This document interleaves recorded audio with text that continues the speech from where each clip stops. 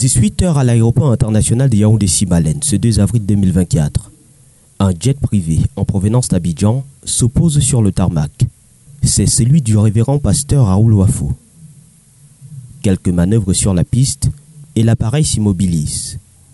Le puissant homme de Dieu peut enfin faire sa sortie. Poignée de main avec le colonel commandant l'aéroport et les membres de l'équipage, avant les chaleureuses retrouvailles avec la communauté des évangéliques, venus lui réserver un accueil des plus solennels. L'apôtre du temple de la foi, installé en terre ivoirienne depuis 25 ans déjà, est sur sa terre natale pour la continuité d'une œuvre d'évangélisation entamée il y a 3 ans maintenant.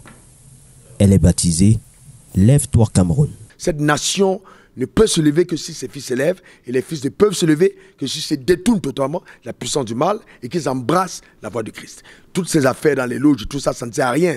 La puissance réelle, la vraie voie du salut, c'est la voie du Seigneur. Toute autre voie, c'est le mensonge. Jésus-Christ doit être le centre dans cette nation.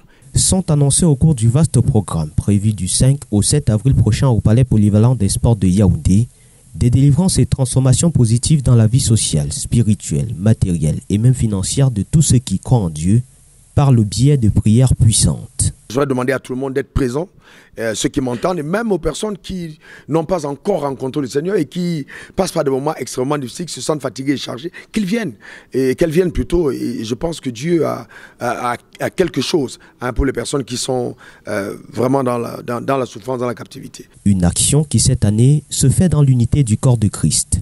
L'ensemble des évangéliques du Cameroun y associe leur onction et leur image. Je suis de ceux qui pensent que tout effort qui peut être bénéfique à ce pays, sur tous les plans, et surtout sur le plan évangélique, le secteur dans lequel je me vertue, doit être encouragé. Moi, je suis parti sur le terrain distribuer les tracts.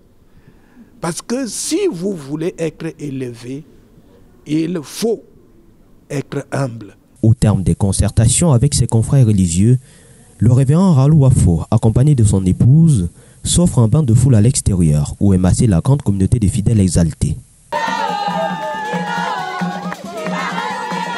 Sous très forte escorte, le cortège s'ébranle en direction du Hilton Hotel de Yaoundé. La mission peut enfin commencer.